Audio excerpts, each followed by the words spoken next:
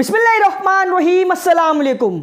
Video में जितनी भी अपडेट्स है तमाम की तमाम मस्ट है। जैसे इजिप्ट खूंखार हो गया है तो इजराइल लेबनान पर, अमेरिका रशिया पर और हमास इजराइल पर ठंडे पड़ गए हैं।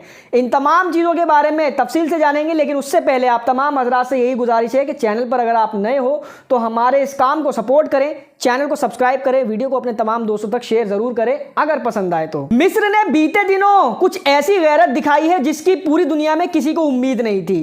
पहले तो इजिप्ट के अल सीसी प्रेसिडेंट साहब ने यूनाइटेड स्टेट्स ऑफ अमेरिका के व्हाइट हाउस में जाकर ट्रंप के सामने बैठने से बिल्कुल मना कर दिया कि अगर हमारे सामने ये शर्त रखी गई कि गाजा के लोगों को ले लो तो मैं जा ही नहीं रहा, बात ही नहीं करनी इस बात पर। इसके बाद इजिप्ट के एक बड़े लॉ मेकर यानी एमपी ने इजराइल को धमकी दी कि अगर तुमने हमें आंख दिखाने या दबाने की कोशिश की तो सीधे तेल अवीव पर हम कब्जा कर लेंगे। इसके बाद अब एक नई लेटेस्ट अपडेट में जो खबरें चल रही है सोशल मीडिया पर और न्यूज आउटलेट्स पर, इजिप्शियन आर्मी की पैराट्रूपर ब्रिगेड्स ने एक ट्रेनिंग एक्सरसाइज के दौरान इजराइल को एक साइलेंट मैसेज दिया है। जिस तरीके से 7 अक्टूबर को हमास के लड़ाकों ने गिद्ध की तरह इजराइल के अंदर एंट्री मारी थी और इजराइल में बड़े हमले किए थे, ठीक उसी तरीके के सीन को रिपीट करते हुए इजिप्शियन आर्मी की पैराट्रूपर ब्रिगेड्स ने एक वीडियो जारी की है जिसमें वो दिखाई दे रहे हैं एयरक्राफ्ट से छलांग लगाते हुए और पैराशूट का इस्तेमाल करते हुए किस तरीके से दुश्मनों के इलाके में घुसना है। अच्छा, इजराइल, अमेरिका और इजिप्ट के बीच में पीछे गुजरे जो कुछ दिन हैं वो काफ़ी तनावपूर्ण रहे हैं और ये तनाव धीरे धीरे बढ़ता जा रहा है क्योंकि इजिप्ट इंसिस्ट कर रहा है कि हम गाजा के लोगों को नहीं लेंगे। और जाहिर है क्यों ले, कोई भी देश किसी भी दूसरे देश के लोगों को क्यों ले, जबकि वो उनकी ज़मीन है, अपनी ज़मीन पर उनका हक है। उनकी ज़मीन पर एक चोर उचक्का बाहर से आकर कब्जा करके बैठा हुआ है, उसके डर से उनकी ज़मीन को कैसे खाली कराया जाए, इसीलिए ये उनको नहीं लेंगे और ना ही वो जाना चाहेंगे।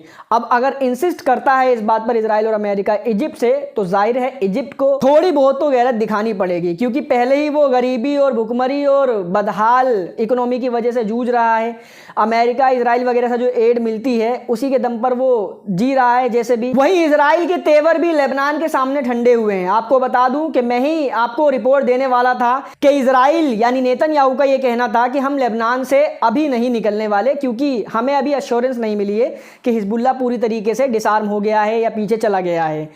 अब ये खबर आती है एकदम से ही, मतलब जब ये मैं वीडियो शूट करने वाला था उससे थोड़ी देर पहले ही मेरे पास ये अपडेट आई है कि नेतन्याहू ने ये अनाउंसमेंट की है कि कल, यानी जब आप ये वीडियो देख रहे हो अब से 2-3 घंटे बाद सुबह 10 बजे के करीब वहाँ के हिसाब से लेबनान के अंदर से इजराइल अपनी फोर्सेस को वापस बुला लेगा, विड्रॉ करना शुरू कर देंगी। मतलब जब आप ये वीडियो देख रहे हो तो शायद विड्रॉ भी कर चुकी हो काफ़ी सारी फौज।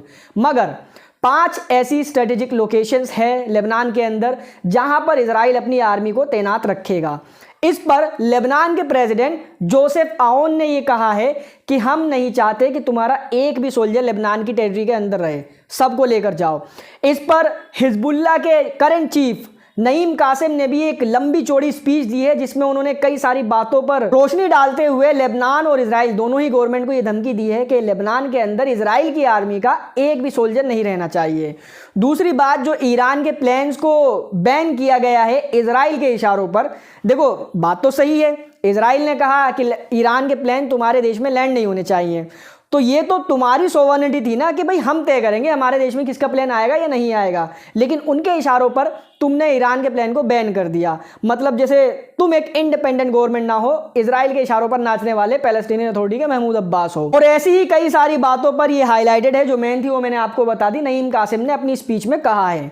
इसके अलावा अगली अपडेट ये है कि यूनाइटेड स्टेट्स ऑफ अमेरिका के president Donald Trump Saudi Arabia के अंदर पुतिन से इसी महीने या अगले महीने में मुलाकात कर सकते हैं पीस टॉक्स पर, यानी यूक्रेन और रशिया की जंग बंद कराने के मुद्दे पर। देखो, इसे कहते हैं दोगलापन। मिडल ईस्ट में क्या बयानबाजी है कि हम मिडल ईस्ट में जहन्नुम बरपा देंगे, कहर बरपा देंगे, अलाना कर देंगे, फलाना कर देंगे, लेकिन रशिया के सामने यूक्रेन को पूरी तरीके से सपोर्ट देना बंद कर दिया है और रशिया को अश्योर किया है कि हम इस जंग को बंद कराएंगे, नेगोशिएशन कराएंगे, जिससे यूक्रेन चिढ़ गया है। अब अगर यहां पर नेगोशिएशन रशिया के साथ होती है तो रशिया की तमाम शर्तों को यूक्रेन को मानना पड़ेगा। रशिया ने जो टेरिटरी कब्जा की है वो तो वो देने से रहा, ऊपर से यूक्रेन के ऊपर काफी सारे सैंक्शंस लगेंगे, हो सकता है यूक्रेन का रिजीम चेंज भी करवा दे यानी पुतिन साहब। अब ये तमाम चीजें क्यों हो रही है? क्योंकि रशिया के पास न्यूक्लियर बॉम्ब्स है। रशिया अपने आप में इतना कैपेबल है कि नहीं बचेगा तो दूसरों को भी जिंदा रहने नहीं देगा।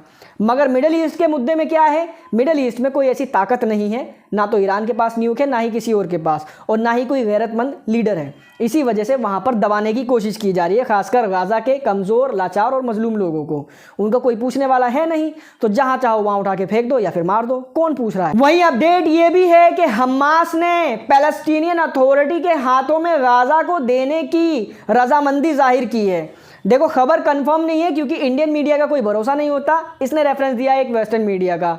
ये वेस्टर्न मीडिया वाले इंडियन मीडिया से 19-20 ही हैं, लेकिन दावा ये किया जा रहा है कि सीज फायर की जो सेकंड फेज की बातचीत होने वाली है, यानी नेगोशिएशन दोबारा से शुरू होने वाली है, उसमें इजराइल यही शर्त रखने वाला है कि गाजा को पैलेस्टीनियन अथॉरिटी के हाथों में दे दिया जाए। यानी जो पैलेस्टीनियन अथॉरिटी वेस्ट बैंक पर रूल करती है, जिसके प्रेसिडेंट है महमूद अब्बास, जो इजराइल के लिए मुखबरियाँ करते हैं, दंगे फसाद करते हैं, फ़लस्तीनी लोगों को मारते हैं, उन्हीं के हाथों में। मतलब इनडायरेक्टली हमास ने पूरा कंट्रोल दे दिया इजराइल को।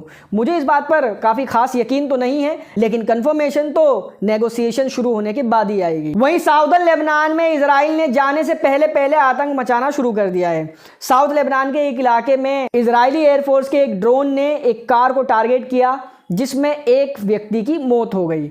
इजराइल की तरफ से यह कहा जा रहा है कि इस कार के अंदर हमास का एक बड़ा कमांडर था, जिसको हमने टारगेट किया, मगर लेबनान की मीडिया आउटलेट्स का यह कहना है कि वो एक आम सिविलियन था। वहीं अमेरिका के मायामी शहर के बीच, वो होता है ना समुद्र के बगल में नंगाई मचाने का एक अड्डा, वहीं कहीं पर एक कार में बैठे 2 लोगों पर इजराइल के एक जानवर ने 17 बुलेट दागी ताकि उनका कत्ल किया जा सके। लेकिन अनफॉर्चुनेटली वो दोनों बच गए। अनफॉर्चुनेटली इसलिए बोल रहा हूं क्योंकि उस बंदे को ये लगा, जब उसको पुलिस ने पकड़ा अमेरिका की, तो उसने बयान दिया कि मुझे ऐसा लगा कि गाड़ी में बैठे हुए 2 लोग फ़लस्तीनी हैं, यानी मुसलमान हैं।